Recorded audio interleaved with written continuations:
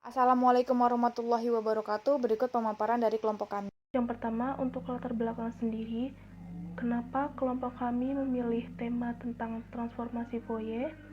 Karena seiring dengan berkembang pesatnya perkembangan teknologi, khususnya di dunia telekomunikasi, dalam bidang pengolahan sinyal digital atau digital signal processing, maka teknik pengolahan sinyal digital menjadi sangat penting karena telah membawa dampak positif bagi kehidupan manusia. Salah satunya adalah pengolahan sinyal suara. Pengolahan sinyal suara sendiri sangat berguna untuk orang-orang yang bekerja di bidang telekomunikasi. Bahkan tidak hanya itu, pengolahan sinyal suara juga sudah banyak diaplikasikan di berbagai bidang, contohnya di bidang biomedikal, navigasi, musik, dan masih banyak lagi. Sinyal suara sendiri merupakan sinyal yang dapat diterima oleh telinga manusia dengan frekuensi antara 20 Hz hingga 20 kHz. Salah satu pokok bahasan dalam pengolahan sinyal digital yang akan dibahas oleh kelompok kami adalah transformasi Fourier. Transformasi Fourier merupakan proses mengubah sinyal dari domain waktu ke domain frekuensi. Untuk itu, dalam transformasi Fourier diperlukan algoritma Phase Fourier Transform atau FFT dan Discrete Fourier Transform atau DFT untuk bisa melihat spektrum getaran dari sinyal domain waktu dan mengubah sinyal diskrit dari domain waktu menjadi domain frekuensi. Algoritma Phase Fourier Transform sendiri dapat bekerja dengan baik yang menghasilkan akurasi dengan cepat dan efisien karena algoritma ini membagi setiap frekuensi per periodenya. Selanjutnya, untuk sebab yang kedua ada rumusan masalah. Nah, dalam rumusan masalah ini membahas tentang apa saja sih yang nantinya akan dibahas oleh kelompok kami lebih spesifik lagi. Yang pertama itu bagaimana respon dari fungsi transformasi Fourier terhadap frekuensi sampling yang berbeda. Yang kedua, bagaimana cara mensimulasikan fungsi transformasi Fourier pada MATLAB. Yang ketiga, bagaimana respon spektrum frekuensi terhadap sinyal suara manusia yang sudah difilter oleh respon impuls. Pada sebab yang ketiga ada tujuan. Nah, tujuan ini berisi tentang setelah kita membahas rumusan masalah yang ada di atas ini, kita diharapkan bisa apa? Nah, yang pertama itu dapat memahami dan mengerti tentang transformasi Fourier, DFT, dan FFT. Yang kedua, kita mampu mensimulasikan program sederhana menggunakan MATLAB mengenai transformasi Fourier. Yang ketiga, untuk mengetahui respon impuls. Selanjutnya kita masuk ke dasar teori. Di dasar teori ini yang pertama ada sinyal suara, di mana sinyal suara ini terbagi menjadi dua, yaitu ada dalam domain waktu dan juga ada dalam domain frekuensi. Kalau dalam domain waktu, dia itu dinyatakan sebagai fungsi waktu dalam bentuk tegangan atau arus. Nah, di sini bisa kita lihat bentuk gelombangnya. Lalu, dalam domain frekuensi, sinyal suara ini dinyatakan dalam bentuk amplitude dan fase. Nah, di sini bisa kita lihat. Jadi, setiap gelombang itu memiliki 3 sifat di sistem audio. Yang pertama ada panjang gelombang atau lambda, amplitude, dan juga frekuensi. Di mana T itu adalah periode. Periode itu adalah jarak antar titik. Terus V itu adalah amplitudo. Dia itu adalah kekuatan atau tegangan pada gelombang itu. Nah, amplitudo ini memiliki dua kondisi di mana dia ada amplitudo maksimum dan juga ada amplitudo minimum. Ini ada frekuensi yang merupakan jumlah getaran dalam 1 detik. Jadi semakin cepat getaran gelombang suara, maka semakin tinggi juga frekuensi yang dihasilkan. Selanjutnya ada software MATLAB R2015B. Ini yang kita pakai pada percobaan yang akan kita lakukan. Jadi software ini digunakan untuk menganalisis hasil rekaman suara yang akan diolah dengan metode Fast Fourier Transform untuk melihat frekuensi dan juga respon impuls yang dihasilkan dari suara tersebut. Oke, next kita masuk ke transformasi Fourier yang merupakan proses pengubahan sinyal dari domain waktu ke domain frekuensi. Untuk transformasi Fourier dia terbagi dua, ada DFT atau Discrete Fourier Transform dan juga ada FFT atau Fast Fourier Transform. Untuk DFT dia merupakan transformasi Fourier yang sinyal masukannya itu berupa sinyal diskrit dan juga sinyal periodik. Nah, di sini bisa kita lihat rumus untuk DFT sendiri. Di sini ada XK yang menyatakan domain frekuensi di mana N itu bernilai 0 sampai juga dengan N-1 dan K itu bernilai juga dari 0 sampai N-1. Nah, di DFT sendiri dia punya IFT atau Inverse Discrete Fourier Transform. Untuk menghitung kembali representasi sinyal waktu diskrit atau dalam bentuk XN dari sinyal yang dinyatakan dalam domain frekuensi atau XK. Nah, di sini bisa kita lihat XN ini adalah sinyal waktu diskrit dan di sini adalah XK sinyal dalam domain frekuensi. Nah, di mana WN ini sama dengan E min J 2pi per N yang akar ke N dari unity. Yang kedua itu adalah fast Fourier transform. Nah, FFT sendiri merupakan perbaikan dari transformasi Fourier yang dimana dia dibuat untuk meminimalkan perulangan yang dilakukan dalam perhitungan sehingga waktunya itu dapat digunakan dalam perhitungan untuk mempersingkat dan menghindari juga penumpukan data. Nanti bisa kita lihat di simulasinya bahwa peranan FFT ini dapat meminimalisirkan penumpukan data. Yang selanjutnya yaitu ada respon impuls. Sebenarnya untuk respon impuls itu mempunyai 4 filter. Ada LPF, HPF, BSF, dan juga BPF. Tapi untuk simulasi ini kita akan menggunakan 2 respon impuls yaitu LPF juga dan HPF. Nah, untuk LPF sendiri dia merupakan jenis filter yang melewatkan frekuensi serta meredam atau menahan frekuensi di atas frekuensi cutoff. Nah, begitu juga dengan HPF, dia itu merupakan jenis filter yang melewatkan frekuensi tinggi serta meredam atau menahan frekuensi di bawah frekuensi cutoff yang idealnya itu tidak ada. Jadi nanti di simulasi kita bakal coba apa pengaruhnya respon impuls itu terhadap transformasi Fourier. Kemudian selanjutnya untuk melihat sinyal frekuensi dan sinyal suara tersebut menggunakan fungsi transformasi Fourier. Nah, langsung saja kita lihat ke skripnya. Kita coba run. Nah, sini kan sudah terlihat outputannya. Pada simulasi ini menggunakan frekuensi sampling 8000 dengan pitch-nya 8, kemudian menggunakan CH2 atau channel stereo. Pada baris keempat, rec sama dengan audio recorder memuat parameter fs, pitch, dan ch. Di sini tujuannya untuk merekam suara. Pada baris kelima ada display start speaking, tujuannya itu untuk menampilkan tulisan pada layar. Kemudian baris keenam ada record blocking, rec 5 itu durasi rekaman selama 5 detik. Kemudian selanjutnya ada display end of recording, bertujuan untuk menampilkan end of recording. Baris selanjutnya ada play rec, berfungsi untuk memulai rekaman. Pada baris ke-9 my recording sama dengan get audio data rec, yaitu berfungsi untuk menyimpan hasil rekaman. Figur 1 untuk menampilkan gambar pertama, plot my recording untuk melihat hasil plot rekaman.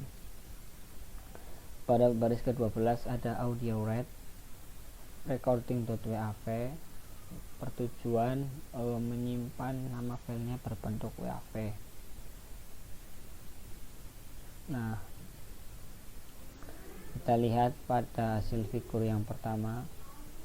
Sini diketahui nilai amplitudonya tertinggi ada 0,03, kemudian nilai amplitudo rendahnya adalah min 0,03. Kemudian pada baris ke 14 ada audio read recording WAV, yaitu untuk membaca file sinyal suara dalam format WAV. Kemudian ada figur 2 untuk menampilkan gambar yang kedua. Pada baris ke-16 ada plot ABS absolute, mempunyai parameter FFT yaitu filter pada transform info, kemudian memuat parameter X dan Fs yang bertujuan sebagai proses untuk melihat spektrum frekuensi Adapun baris terakhir sound yang memuat parameter X dan Fs itu untuk mendengarkan sinyal suara.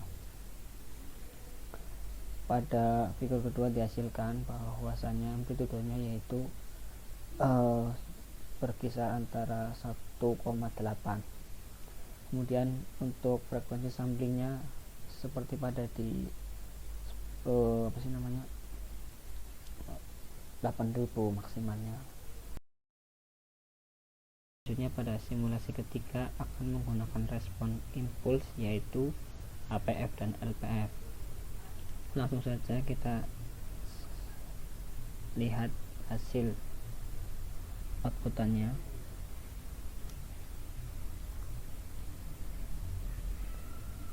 Nah, hasilnya seperti ini ya.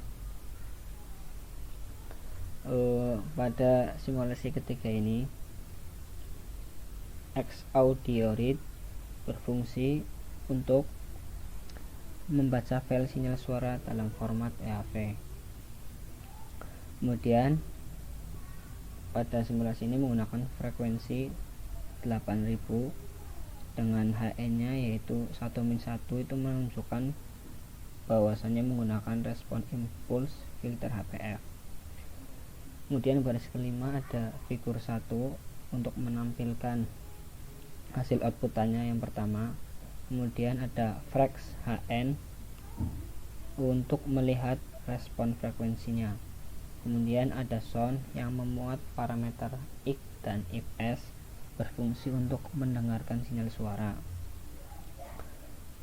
Selanjutnya pada baris ke-9 ada hold on berfungsi untuk menahan suatu figur. Baris 10 ada Y sama dengan filter yang memuat parameter HN 1 dan X berfungsi untuk memfilter suara hasil dari rekaman. Kemudian ada figur kedua untuk menampilkan hasil simulasi figur 2. Ini hasilnya. Kemudian ada baris ke-12 plot absolute yang memuat parameter FT sebagai filternya. Kemudian ada Y dan Fs. Nah, plot ini berfungsi untuk melihat hasil filter melalui spektrum frekuensi. Kemudian selanjutnya ada sound yang memuat parameter Y dan Fs berfungsi untuk mendengarkan suara yang sudah difilter. Kemudian clear all untuk mengclear semuanya. Nah, di sini bisa kita lihat hasilnya seperti ini.